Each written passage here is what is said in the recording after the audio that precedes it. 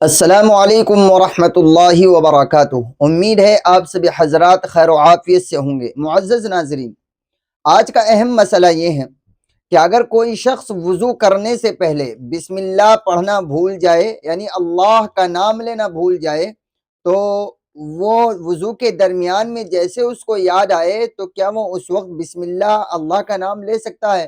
تو دیکھیں، جواباً عرض یہ ہے کہ اگر کوئی شخص وضو کرنے سے پہلے بسم اللہ پڑھنا بھول جائے، یعنی وہ وضو کی ابتدا اللہ کے نام سے نہ کرے، بھول جائے، تو اس کو وضو کے درمیان میں پڑھنے کی اجازت ہے، اور وہ وہی جملے کہہ لے جو حدیث میں آئے ہیں۔